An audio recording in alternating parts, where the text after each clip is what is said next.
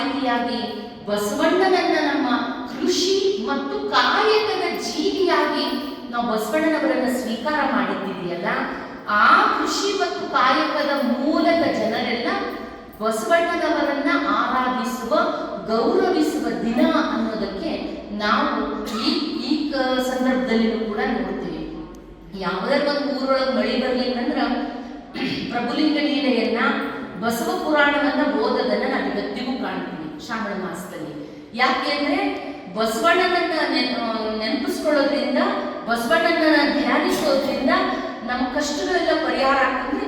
ಪ್ರಕೃತಿಯ ಜೊತೆಗೆ ಒಡನಾಡುವ ಮನುಷ್ಯನಿಗೆ ಒಬ್ಬ ವ್ಯಕ್ತಿಯನ್ನ ಕುರಿತಾಗಿರ್ತಕ್ಕಂಥ ಇರುವ ಒಂದು ಗೌರವ ಇದೆಯಲ್ಲ, ಅದನ್ನ ಇವತ್ತು ಜಾಗತಿಕ ಮಾನವ ಇತಿಹಾಸದಲ್ಲಿ ಯಾರಾದ್ರೂ ಸಂತರು, ಶರಣರು, ಮಹಾತ್ಮರು ಉಳಿಸ್ಕೊಂಡು ಬಂದಿದ್ದಾರೆ ಅಂದ್ರೆ ಅದು ಬಸವಣ್ಣನವರು ಮಾತ್ರ ಅನ್ನೋದನ್ನ ನಾವು ಮರೀಲಿಕ್ಕೆ ಸಾಧ್ಯ ಇಲ್ಲ.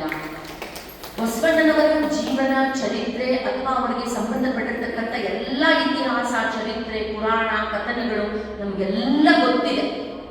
ಈ 800 ವರ್ಷಗಳ ಅವಧಿಯಲ್ಲಿ ಬಸವಣ್ಣನವರು ಮತ್ತೆ ಶರಣರ ಮೇಲೆ ಬಂದಷ್ಟು ಅಧ್ಯಯನಗಳು, ಓದುಗಳು, ಕೃತಿಗಳು, ಗ್ರಂಥಗಳು ಕರ್ನಾಟಕದ ಬೇರೆ ಯಾವ ಸಾಹಿತ್ಯದ ಮೇಲೂ ಬಂದಿಲ್ಲ.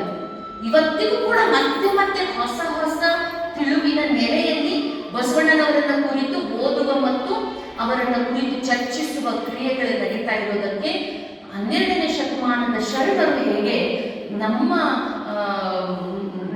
ಮನುಷ್ಯ ಜೀವನದ ತತ್ವಗಳಿಗೆ ಹೇಗೆ ಪ್ರಭಾವ ಬೀರಿದ್ದಾರೆ ಅನ್ನೋದನ್ನ ನಾವು ಗಮನಿಸಿಕೊಳ್ತಾ ಸಾಕ್ತೀವಿ. ಈ ಸಂದರ್ಭವನ್ನ ನೆನಪಿಸ್ಕೊಂಡ್ರೆ ನಮ್ಗೆ ಬಹಳ ಸಾತ್ವಿಕ ತಳಹದಿ ಒಂದು ತಾತ್ವಿಕ ಸಮಾಜದ ನಿರ್ಮಾಣವನ್ನ ಬಯಸಿರ್ತಕ್ಕಂಥ ಬಸವಾದಿ ಶಿವಶರಣರು ಇಡೀ ಲೋಕಕ್ಕೆ ಕೊಟ್ಟಿರ್ತಕ್ಕಂಥ ತತ್ವಗಳಿದೆಯಲ್ಲ, ಅದು